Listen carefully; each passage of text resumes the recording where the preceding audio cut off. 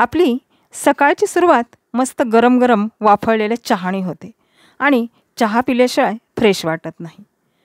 चहा म्हटलं की आपल्या सर्वांचा एक वीक पॉईंट असतो। अशाच चहा प्रेमींसाठी मी चहा मसाला दाखवणार आहे। अगदी हा चहा मसाला घरगुती साहित्यात तयार होतो। पूर्ण पावसाळाभर तुम्ही हा चहा मसाला वापरू शकता। या चहा मसाल्यात आयुर्वेदिक गुणधर्म आहेत। चला तर मग सविता किचन क्वीनमध्ये तुम्हा सर्वांचं स्वागत। चहा मसाला बनवण्यासाठी एका पॅनमध्ये 20 ग्रॅम विलायची घेतलेली आहे। विलायची ही थंड असते, आपल्या पोटाला थंडावा देते। चमच्याने 2 चमचे घेतले आहे। दालचिनी 10 ग्रॅम घेतली आहे। कोरडा आणि ओला खोकला दालचिनीमुळे बरा होतो। लवंग आणि मिरे 5-5 ग्रॅम घेतलेला आहे। चमच्याने अर्धा चमचा घेतलेले आहेत। लवंग आणि मिरे सर्दी खोकल्यास खूप उपयुक्त आहेत। त्यानंतर सुंठ 10 ग्रॅम घेतलेले आहे। सुंठीचे असे तुकडे करून घेतलेले आहेत। ती सुद्धा आपल्याला या मसाल्यांसोबत भाजून घ्यायची आहे। सुंठीमुळे सर्दी आणि डोकेदुखी कमी होते। इथे मी बडीशोप 20 ग्रॅम घेतलेली आहे। बडीशोप ही पोटासाठी चांगली असून मसाल्याची चव आणि सुगंध दोन्हीही वाढवते। त्यानंतर इथे मी जायफळ 1 घेतलेला आहे। लहान असेल तर 1 घ्या, मोठा असेल तर अर्ध घ्या। त्याचे असे तुकडे करून घ्यायचे आहेत। जायफळामुळे मसाल्याला मस्त सुगंध येतो। इथे सर्व मसाले पॅनमध्ये घेतलेले आहेत। आता आपण पॅन हा गॅसवर ठेवूयात। सुरुवातीला पॅन गरम होईस्तोवरच आपल्याला गॅस मोठा ठेवायचा आहे। नंतर गॅस लहान करायचा आहे। हे मसाले आपल्याला फार भाजायचे नाहीत। अगदी त्याचा सुगंध सुटेपर्यंतच आपल्याला हे भाजून घ्यायचे आहेत। थोडासा त्याचा रंग बदलला पाहिजे। अगदी 2 मिनिटच हा मसाला आपल्याला भाजून घ्यायचा आहे। इथे आपला मसाला भाजून तयार झालेला आहे। तो आता एका ताटलीमध्ये काढून घेऊयात आणि थंड करून घेऊयात। आता त्याच पॅनमध्ये 10 ते 15 तुळशीची पाने घेतलेली आहेत आणि ती मंद आचेवरच अशी भाजून घ्यायची आहेत।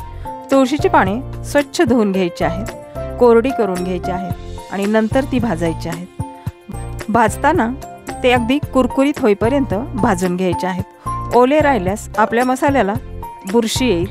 मस्तपैकी आपले तुळशीचे पानं भाजून झालेले आहेत। इथे भाजलेला मसाला देखील थंड झालेला आहे। मिक्सरचे भांडे घ्यायचे आहे।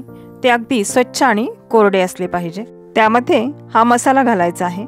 भाजलेली कुरकुरीत तुळशीचे पाने घालायचे आहेत आणि हा मसाला चांगला बारीक करून घ्यायचा आहे। अशा पद्धतीने इथे हा मसाला मस्त बारीक झालेला आहे। हा तुम्ही चाळणीने सुद्धा चाळून घेऊ शकता। इथे मी चाळणार नाही, आपण चहा सुद्धा गाळूनच घेतो। इथे आपला चहा मसाला मस्त तयार झालेला आहे। तो एका स्वच्छ आणि कोरड्या बरणीत भरून ठेवायचा आहे। या चहा मसाल्याचा सुगंध सगळ्या घरात मस्त दरवळलेला आहे। हा मसाला अगदी 6 महिने टिकतो। मसाला वापरताना तुम्ही कोरड्या चमच्याचाच वापर करा, म्हणजे मसाला खराब होणार नाही आणि खूप दिवस टिकेल। या मसाल्याचा मी चहा बनवून दाखवणार आहे, काढाही बनवून दाखवणार आहे, परंतु तो पुढच्या व्हिडिओमध्ये। चहा करण्यासाठी चहा भांडीमध्ये मी 1 मोठा कप पाणी घातलेला आहे। 2 चमचे चहापत्ती घातलेली आहे। हा चहा आपल्याला असा चांगला उकळू द्यायचा आहे। हीच योग्य पद्धत आहे चहा करण्याची। चहापत्ती चांगली उकळल्यानंतर 2 चमचे साखर घालायची आहे आणि पुन्हा आपल्याला चहा थोडासा उकळून घ्यायचा आहे। त्यानंतर यामध्ये 1 कप भरून दूध घालायचं आहे। दूध घातल्यानंतर आपल्याला हा चहा कमीत कमी 1 मिनिट उकळून घ्यायचा आहे आणि पळीने याला असे मस्त हलवायचे आहे।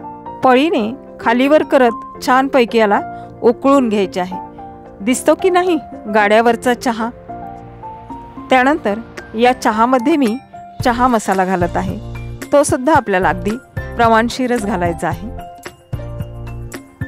अगदी पाव चमचाला सुद्धा थोडासा कमी 2 कपाला हा मसाला घालायचा आहे। अगदी हा मसाला पुरेसा आहे। मसाला घातल्यानंतर फक्त आपल्याला एकच उकळी येऊ द्यायची आहे आणि गॅस बंद करायचा आहे। मसाला घातल्यानंतर चहा खूप वेळ उकळू देऊ नका। इथे आपला मस्त सुगंधित आणि चवदार मसाला चहा तयार आहे। तुम्ही असा चहा मसाला करून पहा। पुन्हा भेटूयात पुढच्या व्हिडिओमध्ये। तोपर्यंत धन्यवाद।